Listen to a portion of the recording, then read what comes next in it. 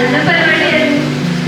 കുറേ നേരം എനിക്ക് അവിടെ സ്റ്റേജിൽ കുറേ നേരം പ്രോസസ് ചെയ്യാൻ പറ്റിയില്ല.